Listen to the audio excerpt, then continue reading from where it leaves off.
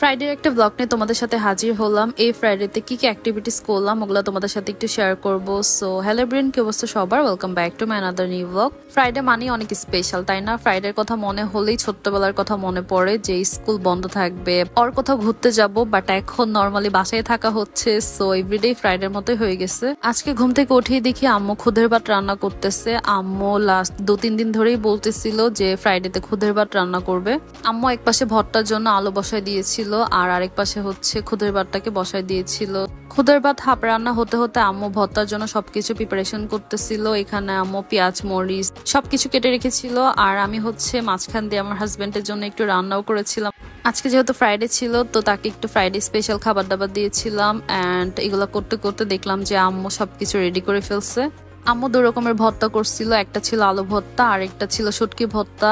আমি সবকিছু সুন্দর করে সার্ভ করে নিলাম, অ্যান্ড সাথে একটু আচারও নিয়েছিলাম।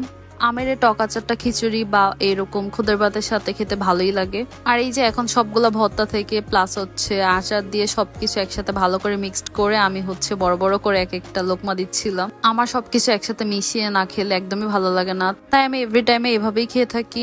আর খেতে খুবই মজা হয়েছে। আম্মুর হাতের খুদের ভাত বেস্ট, এটা বলতেই হবে। খাবার দাবার শেষ করার পরে একটু সবকিছু গুছাই নিচ্ছিলাম। রুমের অবস্থা একদমই 12টা বেজে গেছে, কজ আমার হাজবেন্ড অফিস চলে গেল। তার মধ্যে রুম সকাল থেকে একদমই ক্লিন করা হয় নাই। আমি একটা একটা করে সবকিছু একদম ক্লিন আপ করে নিচ্ছিলাম। অ্যান্ড এরপরে হচ্ছে আরো যা যা কাজকর্ম ছিল ওগুলোও করতেছিলাম। আজকে বেসিনটাও পরিষ্কার করব। এইটা মেবি হচ্ছে 2 দিন পর পরই পরিষ্কার করতে হয়। খুবই বাজে লাগে, মানে যেদিন হচ্ছে তেলের কোনো খাবার খাওয়া হয় ওই দিন তো মাস্ট ধোয়াই লাগবে, না হলে এটা আর ইউজ করা যায় না। এগুলো করে আমি চলে গেলাম শাওয়ারে। অ্যান্ড কিচেনে গিয়ে দেখলাম যে রান্নাবান্না হচ্ছে। আজকে বাসায় মুরগির মাংস রান্না করা হচ্ছিল। রান্নাবান্না শেষ হলে আমি খাওয়া দাওয়ার জন্য বসে যাই। আমার না মুরগির মাংস বলো বা গরুর মাংস বলো, এগুলো না এমনিতে একদমই খেতে ইচ্ছে করে না। মনে চায় যে একটু খিচুড়ির সাথে খেতে পারলে ভালো হতো, বাট স্যাড খিচুড়ি ছিল না আজকে।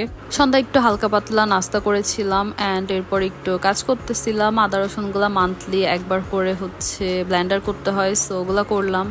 এরপরে ওয়েট করতেছিলাম আমার হাজবেন্ড কখন আসবে।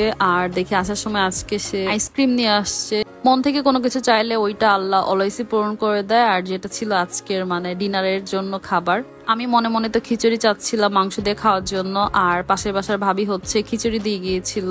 সো একদমই মিলে গেল। তার মধ্যে আবার ল্যাটকা খিচুড়ি, যেটা আমার খুবই পছন্দ। সো খিচুড়ির সাথে মাংস খুবই বেস্ট একটা কম্বো ছিল। আর এটা ছিল রাতের একটা ক্লিপস, মানে অনেক রাত হবে তখন। আমার হাজবেন্ডের একটু ঠান্ডা লেগেছিল, সো তার জন্য একটু লাল চা করতেছিলাম। সে তো লাল চা খাচ্ছিল, আর আমি হচ্ছে আইসক্রিম নিয়ে বসছিলাম। ডিস্কুন খেতে খেতে এখন আর এটা ভালো লাগে না, মানে ডিস্কুনটা এতই বেশি পছন্দের হয়ে গিয়েছে।